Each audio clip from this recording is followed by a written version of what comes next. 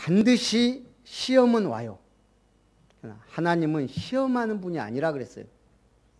그럼 하나님은 시험을 안 하시냐? 또 시험을 주시기도 해요.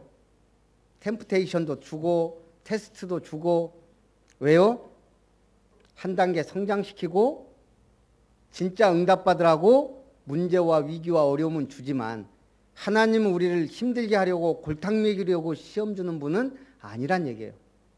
그걸 이기고 진짜 사단과 싸움에서 승리하라고 하나님은 우리에게 시험을, 어려움을 주시기도 해요. 이겨야 될 줄 믿습니다. 믿다가 실족하면 어떻게 돼요? 나만 힘든 게 아니고 하나님의 영광 가리고 믿음이 약한 성도들이 실족하게 돼요. 그래서 믿음이 있다, 믿음이 좋다, 그거는 뭐로 나타나요? 모든 말과 행동과 삶 속에 나타나는 거예요. 제가 요즘에 몇 가지 미스테리가 있어요. 이렇게 목회를 하다 보니까. 특히 이제 요즘 들어 코로나 오고 우리 최 집사님이 점심밥을 안 드시고 가더라고. 언제부터. 궁금해 지금. 코로나 때문에 그런지. 전화해본다는 게 안 했어. 또 미스테리가 우리 카톡방에 제가 이제 새벽에 이제 뭘 올린단 말이에요. 몇 명이 보는지는 모르지만 아멘 하는 분이 몇 명 안 돼요. 아멘 하는 게 당연한데 안 하는 분은 뭔 생각으로 사는지 이해가 미스테리예요. 미스테리. 제가 청년 4명에게 지금 문자를 보내요. 하원이, 원우, 선아, 설아. 그러니까 3명은 답장이 와요. 원래 2명이 오고 2명이 안 하는데 하원이하고 선아는 그래도 나름대로 답장을 잘 해요. 원우가 안 와도 나는 설아는 이해를 해요. 고3인데 안 해도 전혀 문제가 안 돼. 원우 이것이 문자 씹네? 내가 집사람 되겠어요. 원우가 내가 새벽에 참 힘들어서 문자를 보내는데 처음에 한번 아멘이가 말도 짧고 얘기를 했어. 전화를 한 거예요. 목사님이 보내면 답장이라도 해라. 어른이라면 내가 이해를 하지만 저기 어른도 아닌 것이. 그 다음부터는 답장이 와요. 오늘 믿음으로 승리하기 원한다. 오늘 영적 서밋이 되기 기도한다. 그러면 영적 서밋이 되겠습니다. 조금 길어졌어. 소통이 돼야 살아있는지. 지금은요 교회 부흥이 오프라인 상에서만 되는 게 아니에요. 되는 게 온라인에서부터 부흥이 돼야 돼요. 지금 시대가 그래요. 안 그런 분은 제가 그렇게 이해하기로 아날로그라 어쩔 수가 없구나. 아날로그는 시, 분, 초침이 다 따로따로 놀아요. 디지털은 딱 보면 나와 그냥 11시 20분. 예. 제가 이 시계가 한 달에 5만 원씩 저축해서 1년 동안 모아서 산 시계. 그 제가 이게 각별해요. 없어졌어요. 또 잊어버렸구나 했네. 갑자기 이거 곰팡이 실은 거 딱 내놨더라고. 어디서 왔는지 모르겠는데. 그래갖고 바로 시계줄 바꾸고 제가 제일 아끼는 시계 왜요? 1년 동안 한 달에 5만 원씩 제 나름대로 집사람이 주겠어요. 절대 안 줘요. 시계 산다고. 제가 이렇게 해서 산 건. 이게 3개 시계가 나오는 거예요. 이 초침을 딱 누르면 이 초침이 밴쿠버다. 그럼 밴쿠버 몇 시. 근데 아날로그예요. 한참 봐야 돼요. 3개 시계도 작아. 요즘 핸드폰 딱 3개 시계 치면요. 도시 치면 쫙 나와요. 그게 아날로그와 디지털의 차이예요. 요즘은 저 시계도 좋아져가지고 저 벽걸이 저것도 위성에서 쏴요. 시간이 안 틀려요. 디지털이에요. 디지털. 여러분 이제 아날로그에서 오늘 디지털로 갱신하시기 바랍니다. 카톡방에 아멘이라도 하세요. 구원의 길까지 올리는 거는 참 안 하니까 아멘 한자라도 올려야 살아있구나. 아, 은혜 가운데 오늘 시작하는구나. 믿다가 실족하면 하나님의 영광을 갈게 됩니다. 우리는 믿음으로 의롭게 된 자예요. 한자의 의자는 위에 양자에 밑에 나자가 합쳐진 거래요. 신기하죠? 의가 양 밑에 나예요. 그 양이 뭘 상징하겠어요? 우리를 위해 희생하신 어린 양 되신 그리스도 밑에서만, 그 안에서만 우리는 의롭게 되는 거예요. 의를 행해서 의로운 자가 아니고 죄로부터 해방된 자가 의로운 자예요. 어떻게 해방돼요? 그리스도의 피로 말미암아. 또 한자에 보면 배선자가 있어요. 배선자. 배 주변에 여덟팔자 밑에 입구자가 있어요. 너무너무 신기해요. 한자 배선자가 배와 여덟팔과 입구자가 있단 말이에요. 뭘 상징해요? 노아 방주예요. 배 입구가 하나밖에 없어요. 그 입구에 몇 명 들어갔어요? 8명 들어갔어요. 너무너무 놀라워요. 그게 원래 배예요. 구원의 방주. 그런데 거기서 시험될 이유 있어요? 다 죽고 하나님이 구원하셨는데 노아가 너무 기분이 좋은 거예요. 살아남았으니까. 포도주를 먹었네. 포도주를 먹은 게 문제가 아니에요. 취해버린 거예요. 그래서 똥짓을 했어요. 옷을 다 벗고 잔 거예요. 그런데 하필이면 그걸 함이란 아들이 보고 가서 나발을 부른 거예요. 두 아들 셈과 야벳은 와서 뒷걸음질 치고 아버지의 부끄러운 부분을 가렸어요. 노아가 2명은 축복했는데 이 함을 저주해버린 거예요. 저는 노아가 의로운 자라 그랬어요. 구원의 방주를 만들어서 인류를 보존시킨 사람이에요. 노아가 뭘 후회했을까요? 술 먹은 거? 살다 보면 술도 먹을 수 있고, 취한 거? 그럴 수도 있어요. 사람은 똥짓도 할 수 있어요. 개가 될 수도 있어요. 문제는 함을 저주해버린 거예요. 영원히. 이게 지금까지 계속돼요. 함의 후손이 가나안의 후손이요, 흑인의 후손이요, 노예들이 돼 있잖아요. 지금도 미국의 인권 이거 하는 게 저게 함의 후손들이에요. 얼마나 무서운 일이에요. 이게 저주라는 게. 우리가 너를 축복한 자 우리가 축복이 아니고 세상 사람이 너를 축복하면 내가 복을 내리고 너를 저주하면 내가 저주하겠다 그랬어요. 우리가 하는 건 당연한 거고 우리가 축복하면 그 사람 복을 받는 건 당연한데 불신자가 나를 믿는 사람을 축복해도 복을 받고 저주하면 저주받는다 그랬어요. 그만큼 우리가 중요한 사람이에요. 그래서 오늘 하나님이 우리를 그렇게 노아 방주에 구원하듯이 우리를 구원하셨다 이 말입니다. 그리스도로 말미암아 우리를 의롭다 칭하시고 복 주셨습니다. 시험 들 이유가 전혀 없어요. 시험은 문제가 아니고 그걸 넘어서라는 하나님의 사인이에요. 그럼 어떻게? 첫 번째, 천국을 침노하는 자가 되라. 여자가 낳은 자 중에 세례 요한보다 큰 이가 일어남이 없도다. 그러나 천국에서는 극히 작은 자라도 그보다 크니라. 한마디로 예수님 딱 오시고부터 그 이전까지 여자가 낳은 자 중에 누가 가장 크다고요?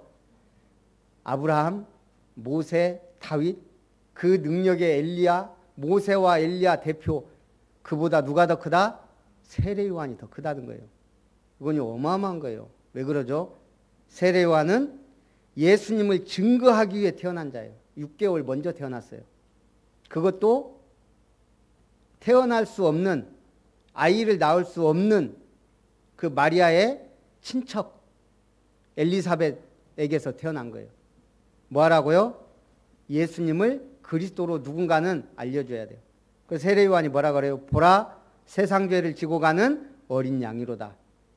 저 사람이 바로 그리스도다. 나는 그리스도가 아니다. 그 앞에 그를 증거하기 위해 온 자다. 나는 그의 신발끈 풀기도 감당치 못할 자다. 그러면서 얼마나 어마어마한 일을 했냐. 예수님의 머리에 안수하고 세례를 준 거예요. 그게 세례 요한이에요. 하나님의 아들 그리스도의 머리에 안수했다. 온 인류의 죄를 전가시킨 거예요. 세례를 주었다. 바로 이분이 세상 죄를 지고 가는 어린 양으로 마지막 대제사장으로서의 사명을 감당한 거예요. 이런 엄청난 일을 했으니 여자가 낳은 자 중에 세례 요한보다 큰 자가 없다 이 말이에요. 그리고 얼마나 거룩한 삶을 살았냐. 세상에 고기 이런 거 먹지 않고 오직 메뚜기와 석청을 광야에서 먹었다 그랬어요. 거룩하고 깨끗하게 살면서 그리스도 증거하고 그리스도의 세례를 베풀고 장렬하게 전사했어요. 순교당한. 그러나 천국에서는 극히 작은 자라도 그보다 크다. 이제는 천국은 침노한 자의 것이요 그보다 큰 자가 일어날 수 있다 이 말이에요. 복음을 가진 자는 생명운동하는 자가 가장 큰 일을 하는 자다 이 말입니다. 그 사명을 오늘 우리에게 주신 줄 믿습니다. 세례 요한의 때로부터 지금까지 천국은 침노를 당하나니 침노하는 자는 빼앗느니라. 세례 요한은 하나님의 나라를 누린 자입니다. 자, 천국을 침노를 당한다. 침노하는 자가 빼앗는다. 강철왕 카네기가 후계자를 발표하는데 누가 됐어요? 찰스 쉬브라는 사람을 후계자로 지목한 거예요. 온 언론들이 지금 누가 후계자가 그랬더니 촉각이 곤두섰는데 다들 경악을 금치 못했어요. 찰스 쉬브가 누구냐? 중학교도 못 나온 사람이에요. 청소부로 입사한 사람이에요. 카네기가 뭐라 그랬냐? 쉬브 씨는 유일하게 이름을 알고 있는 청소부다. 기업 회장이 청소부 이름을 알아요. 얼마나 청소를 확실하게 했든지. 그러면서 쉬브를 후계자로 경영자로 앉히는 이유, 그는 성실성과 책임감이 있다. 청소부도 청소 확실하게 하니까 기업 회장이 알아줘요. 나중에 그 기업의 총수가 됐어요. 하나님 나라를 침노한다? 그 말이 그 말이에요. 하나님께 인정받는 자, 하나님 앞에 나아가는 자, 하나님 앞에 기도하는 자에게 하나님은 주실 수밖에 없어요. 이 세대를 무엇으로 비유할까? 우리가 너희를 위하여 피를 불어도 너희가 춤추지 않고 우리가 슬피 울어도 너희가 가슴을 치지 아니하였다 함과 같으니라. 악한 세대는 기뻐도 춤추지 않고 슬퍼도 가슴을 치며 울지 않습니다. 영적 갈급함이 없고 영적 문제의 심각함을 모릅니다. 이번 코로나로 지금 전 세계 팬데믹이 왔어요. 네, 나만 괜찮으면 괜찮다는 생각이 사실 우리나라만 괜찮으면 괜찮지. 어떤 의미에서 은근히 저도 기도 안 하고 그러면요. 저 일본은 코로나 때문에 작살 나야 되는데 저도 모르게 이런 생각이 드는 거예요. 저것들 정신 차려야 되는데 중국도 그러고. 그러나 영적으로 보면 어때요? 불쌍한 거예요. 우리는 복음이라도 있지. 복음도 없는데 재앙이 덮쳐버린 거예요.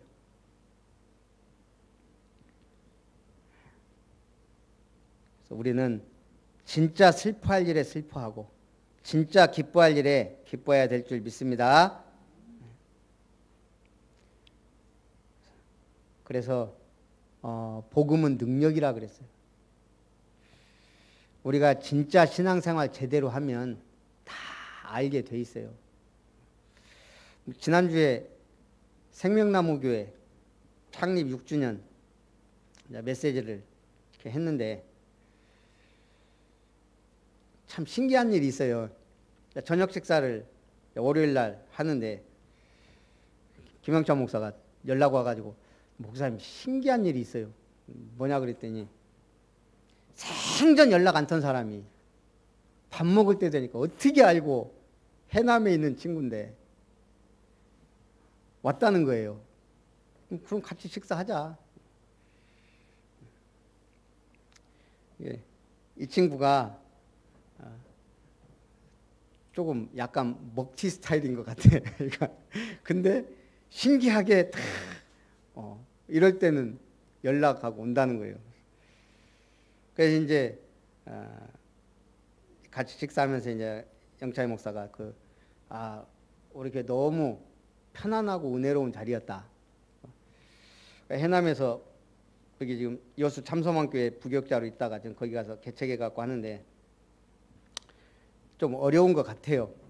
아무도 누가 조언해 주는 사람도 없고 뭐 그래서 힘들다 그래요. 그러면서 나보고 한 번만 와주라 그러더라고요. 그러면 7월 12, 13일 우리 전남로에 캠프 있으니까 그때 참석하면 내가 그 다음 주에 가겠다.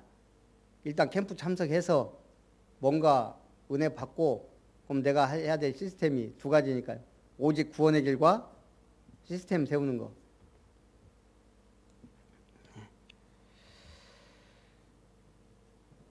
우리는 어쨌든 이 땅에요. 죽을 때까지 갈급해서 가요. 그러니까 목사님 한 10명밖에 안 됩니다. 속으로 우리도 비슷하다. 뭐 얼마나 뭐 대단한 줄 아냐. 그런데 이 친구는 전혀 답이 없어요. 오직 열심 이걸로 막 하니까 그 요즘 전도가 됩니까?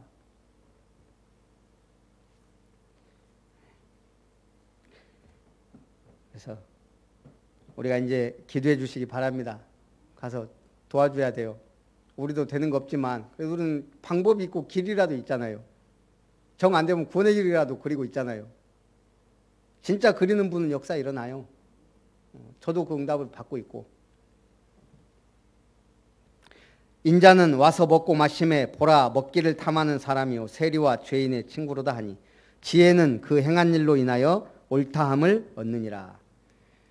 예수님이 와서 먹고 마시니 보라 먹기를 탐하는 사람이다. 포도주를 즐기니까 뭐 포도주를 즐기는 사람이다. 세리와 죄인의 친구다. 지혜는 그 행한 일로 인하여 옳다함을 얻느니라.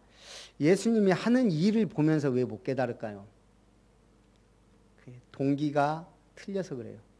우리가 순수한 동기를 가지고 있으면 하나님 우리를 통해 역사하실 줄 믿습니다. 예수 그리스도는 하늘 문을 여는 열쇠입니다. 땅의 것을 정복하는 능력의 이름입니다.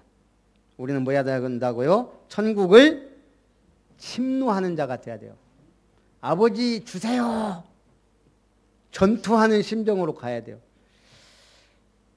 6월 25일이 한국전쟁 70주년이에요. 70주년.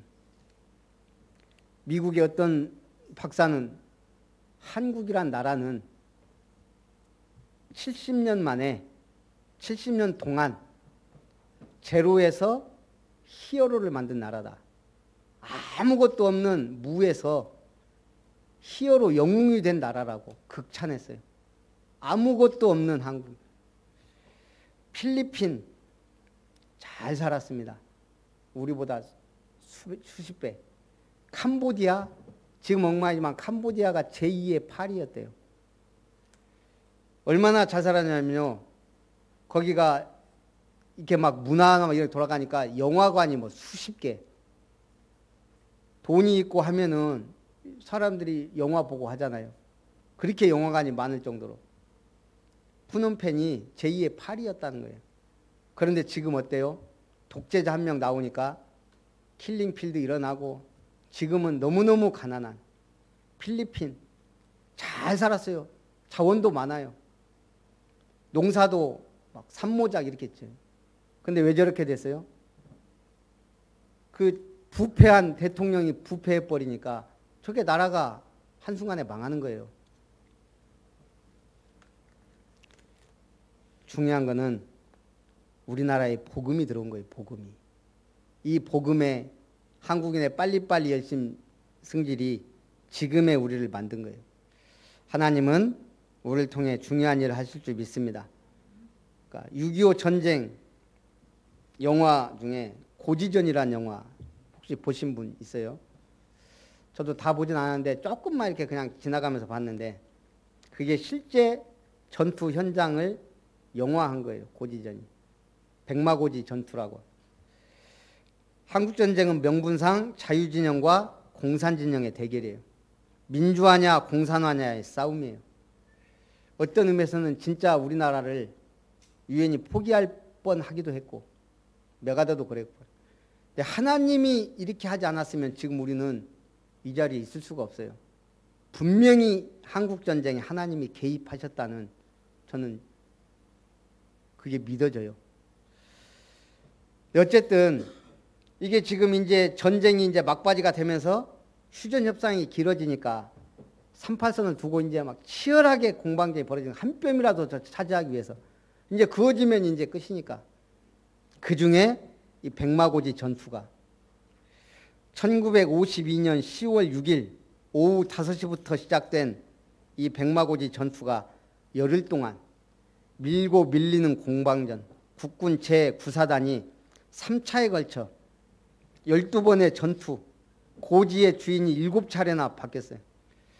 중공군은 계속 인해 전술을 몰고 들어오죠. 거기에서 밤낮 없이 총과 포사격이 벌어졌는데요.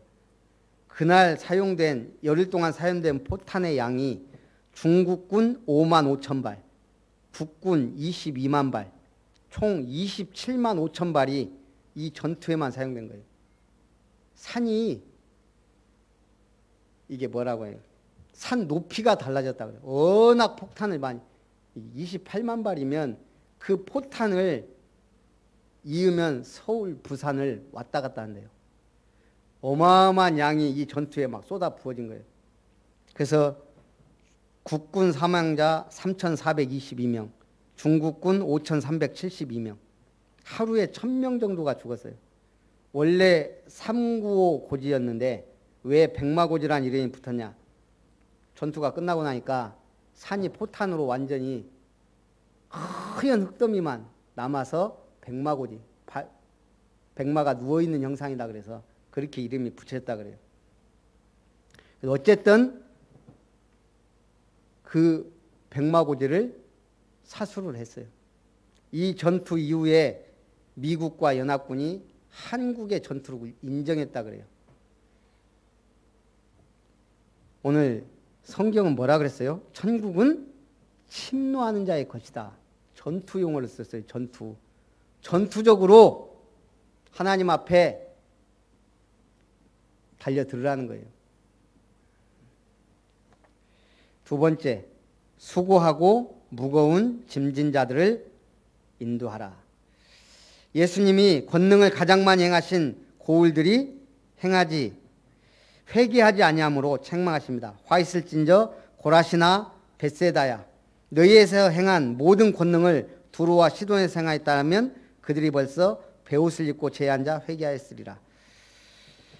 가버나움아, 네가 하늘에까지 높아지겠느냐? 음부에까지 낮아지리라. 내게 행한 모든 권능을 소돔에서 행하였더라면 그 성이 오늘까지 있었으리라.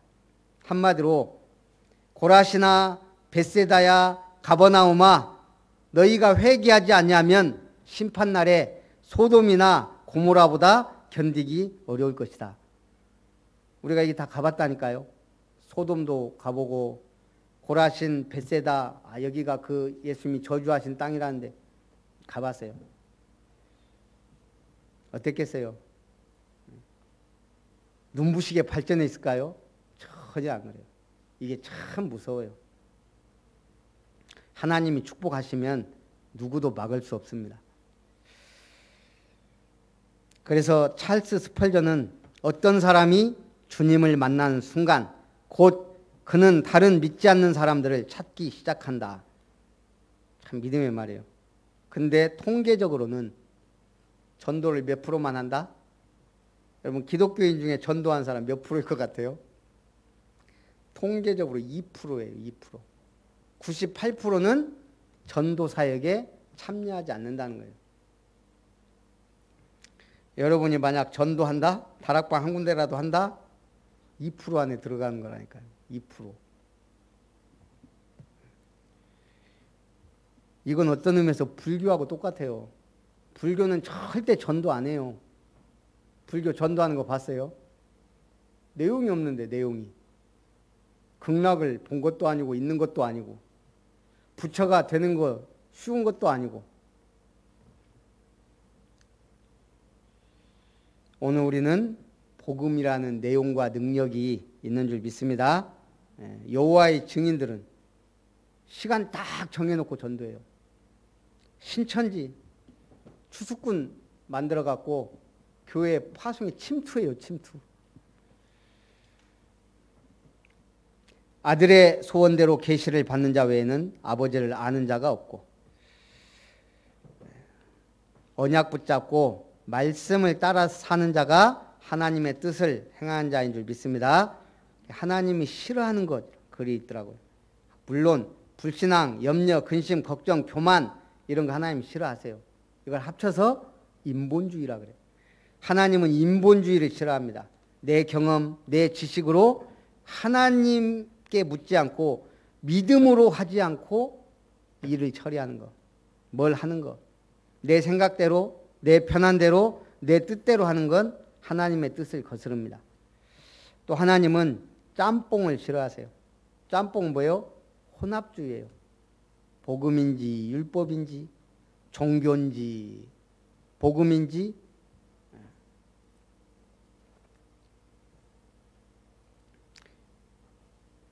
광기가 있는 돌은 보석이라 합니다. 광기가 있는 사람은 정신병자라고 합니다. 그런데 빛을 발하는 사람을 우리가 전도자라 그럽니다. 빛을 발하시기 바랍니다. 또 하나님은 작은 일에 소홀하고 큰 일에만 관심과 열정을 갖는 걸 싫어합니다. 근본, 기본, 기초를 중요하게 생각하세요. 그런데 우리는 불신자의 열심보다 응답을 바라요. 한순간에 큰 응답 받으려고 합니다. 바닥부터 올라가는 믿음을 가져야 됩니다. 그래야 하나님이 응답과 역사를 하세요. 십자가의 도는 뭐죠? 낮은 곳으로 가라는 거예요. 아무도 할 수 없는 곳으로 가라는 거예요. 그게 노바디입니다. 그러면 나중에 어떻게 된다?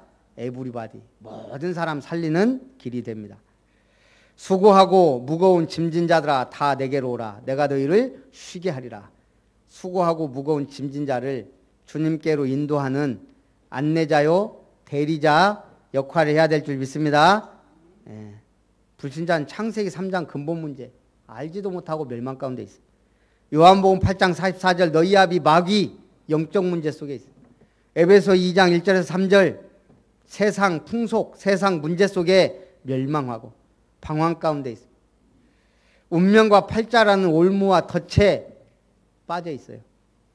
그들을 건질 수 있는 건 복음 가진 자인 줄 믿습니다. 신은 죽었다. 누가 그랬죠? 니체가 그랬죠. 니체. 실존주의 철학 예고한 사람이에요. 원문에는 신이 죽어가고 있다. 신의 영향력이 없어졌다라는 해석이 더 옳다고 합니다. 사신신학이라고 그래요. 신이 죽어가고 있다. 그 말이 왜 나왔을까요?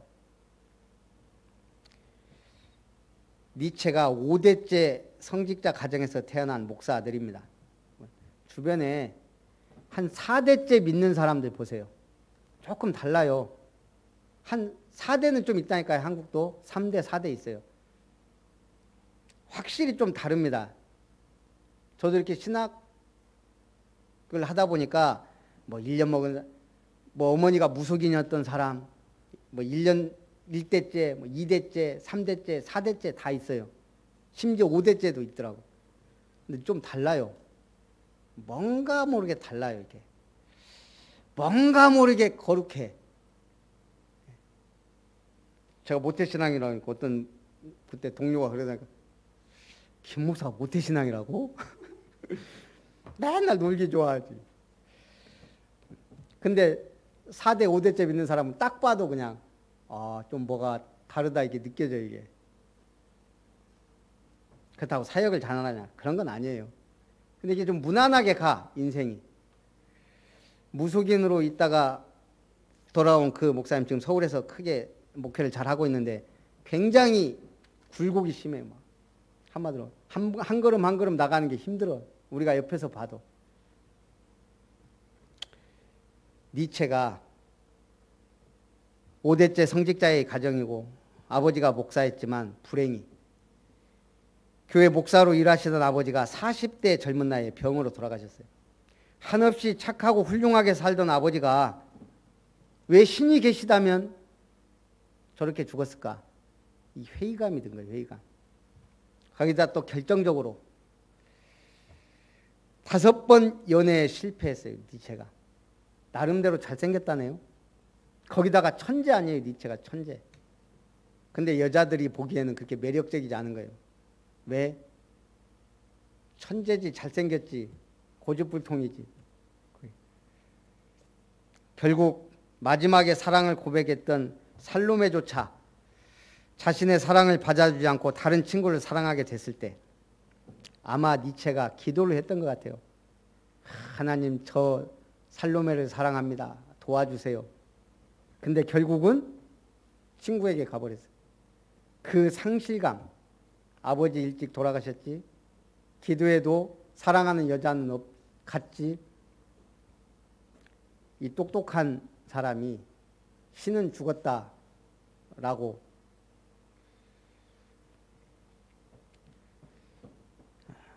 그래서 결국 결혼 포기하고 뭐라고 그랬냐. 위대한 사람들은 결혼하지 않았다라고 그걸 뭐라고 하죠?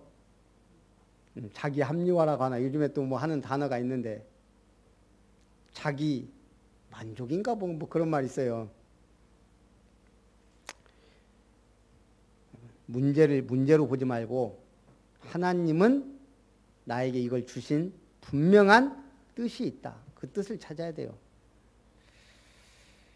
우리 곽권사님이 다리 골절 넣어갖고 못 오셨어요. 그 제가 문자 보냈어요. 선불감사하시라고.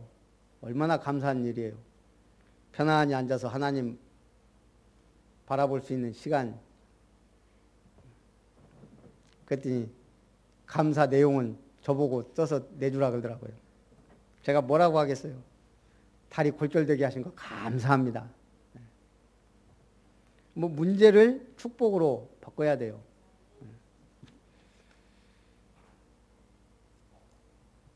예수님의 멍에를 메고 예수님께 배우시기 바랍니다. 내 멍에를 메고 내게 배우라. 그리하면 쉼을 얻으리라. 내 멍에는 쉽고 내 짐은 가벼움이라. 예수님이 3년간 사역기간 중에 가장 많은 시간을 제자 훈련하는 데 보냈습니다. 12명 제자를 뽑으셔서 그들 하나님 나라의 건설에 주역으로 세우시는데 시간과 열정을 쏟았습니다. 제자는 뭐예요? 영어로는 disciple, 훈련은 discipline. 같은 뿌리예요. 제자는 훈련된 사람이라는 거예요. 어떻게 훈련돼야 돼요? 말씀의 훈련이 필요해요. 전도자의 삶의 훈련이 필요해요.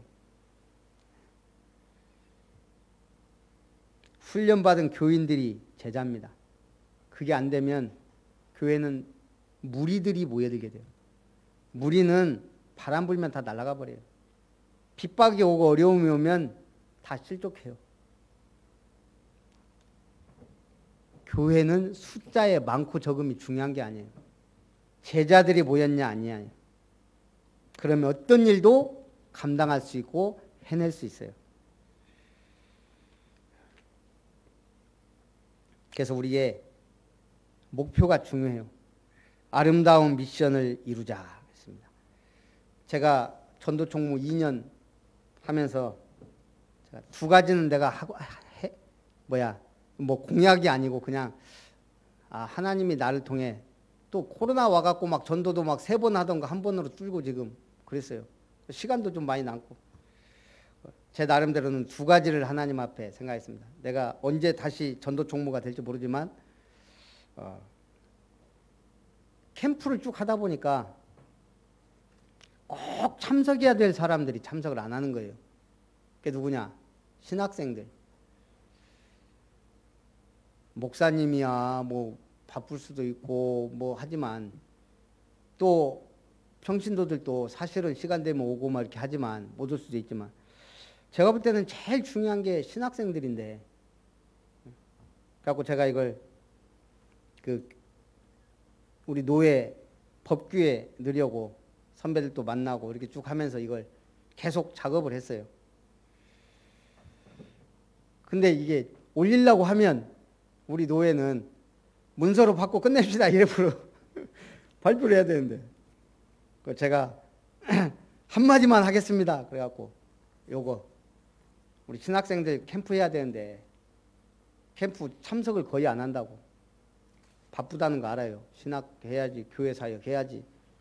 그런데 캠프도 이해 못하고 흐름을 못하고 목사 되면 너무너무 어려울 것 같다.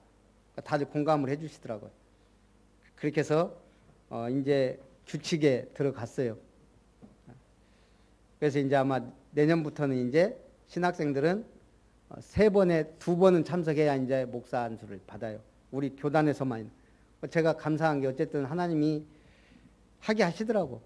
또 하나는 무너지지 않는 시스템. 전남의 모든 사람 복음 들어야 되는데 그래서 우리 전 노회장, 직전 노회장 김동훈 목사님하고 협동조합은 우리가 원래는 사회단체 만들려고 했는데 그렇게 해서 우리가 모든 노회원들이 노회 성도들 다 1,000원씩이라도 내서 우리가 미자립 교회 아니면은 없는 지역 그래서 신학생들이 캠프 참여해야 이 친구들이 가야 되거든 결국은.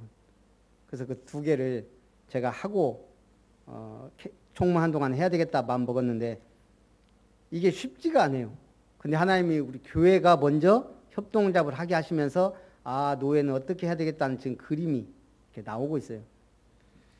우리가 마음을 먹는 게 중요한 것 같아요. 교회 생활 하다 보면 보이는 게 있다니까요. 나는 이 교회에서 뭔가를 해야 되겠구나. 나의 미션 찾아야 돼요.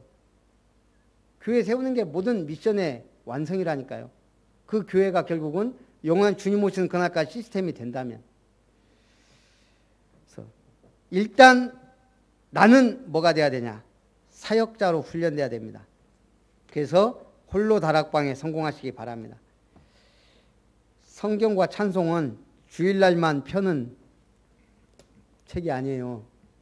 평상시에 한 절이라도 난 누군가 그것도 한번 해봤으면 좋겠어요. 와 전혀 안 하던 분이 매일 성경 한 절씩만 읽으면 이거 죽을 때까지 할란가 모르겠지만 한번 해보면 어떨까. 어차피 안 하던 거 한 절은 할 수 있잖아요. 찬송 노래방 가서 노래만 주구장창 하지 말고 찬송도 18번지가 있어야 돼요. 강단과 포럼 예배 와서 드리고 가는 게 끝이 아니에요. 강단 말씀 붙잡아야 돼요. 그게 누군가와는 최소한 나에게 포럼이 돼야 돼요. 포럼. 현장과 메시지입니다. 현장에 메시지 갖고 가요. 전도를 하든 안 하든 우리 지역에는 이 시대에는 지금 이 팬데믹 상태에서는 이 메시지를 붙잡아야지. 내 이 문제는 하나님 나에게 이런 메시지를 주셨어. 이게 없으면 우리는 자꾸 신음소리 나와요. 불평, 불만으로 이게 바뀌어요. 그러면 시험 들게 되는 거예요. 시험을 또 주게 돼요. 문제 오면 선불감사하시기 바랍니다. 하나님이 제일 싫어하는 거 또 하나 있어요. 빚이에요. 빚. 우리가 성실한 사람, 정말 법에서 한 사람, 이런 사람들은 남에게 빚지는 거 싫어요. 꿔도 약속 확실하게 갖고 갚아요. 나 하나님의 성경이 그렇다고 생각해요. 하나님은 빚지고 못 살아요. 우리가 기도하는 게 하나님은 빚이에요. 빨리 줘야지.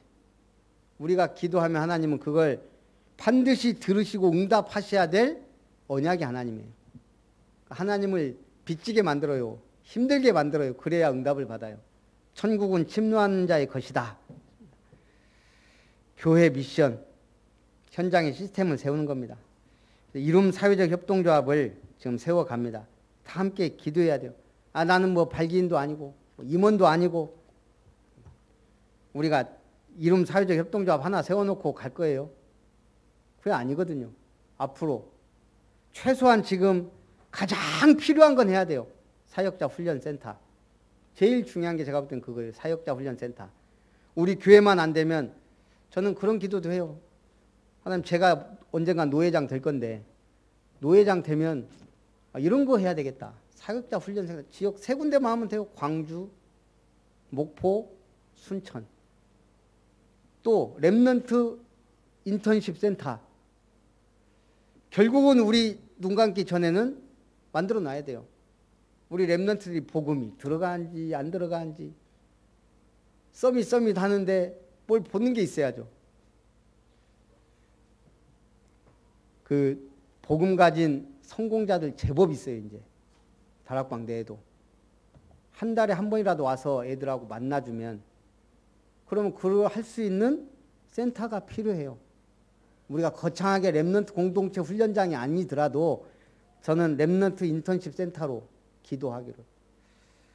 그 다음에 당연히 중독, 질병, 정신문제 치유하는 게 교회의 사명이에요. 치유사역원. 다 앞으로 우리가 해가야 돼. 그 다음 절대 또 안 하면 안 되는 거 237 선교센터. 제가 어느 날 프랑스 여장가가 한국말로 노래를 그렇게 잘하는 걸 유튜브에서 한번 봤어요. 보니까 탑골 랩소디더라고. 야, 우리나라에 와 있는 전 세계 나라의 사람들이 어떻게 선발이 됐겠지만 한국말로 노래를 그렇게 잘해요. 2절은 자기 나라 말로 해요. 저는요 너무 은혜돼요. 지금 아마 세계적으로 뜨고 있고 뜰 거예요. 우리 한국 가사가 복음이 없어서 그렇지 노랫말이 상당히 좋아요. 이런 사람들이 와서 한국말을 그렇게 배우려고 하고 배우고, 지금 이제 동남아시아는 한국말 최고 인기 광자 237 선교센터 우리도 해야 되잖아요. 그래서 우리가 다 하나가 되면 앞으로 여러분들 다 중요한 거 하나씩 하다가 가셔야 될 거 아니에요. 아름다운 교회 왔다 갔다 하다가 왔습니다 하고 주님 보고 하랍니까? 승리하시기를 주님의 이름으로 축복합니다. 그래서 교인이 성도가 돼야 돼요. 저는 이걸 어떻게 생각하냐. 교인은 성경책 들고 교회 와서 예배 드리고 가는 사람. 성도는 예배 드리고 말씀 붙들고 거룩한 포럼을 하는 사람. 제자는 그 말씀을 따라 행하려고 훈련도 받고 은혜도 받고 하는 사람. 그 제자가 뭐가 됐어요? 예수님을 따르던 12제자는 사도가 됐어요. 드디어 그리스도의 도를 가르치는 사도가 된 거예요. 우리 다 사도가 돼야 돼요. 살아계신 하나님 감사합니다. 수고하고 무거운 짐진 자들을 주님께로 인도하는 안내자요, 대리자요, 언약의 전달자 되도록 축복하옵소서. 예수님의 이름으로 기도합나이다. 아멘. 찬송 438장입니다.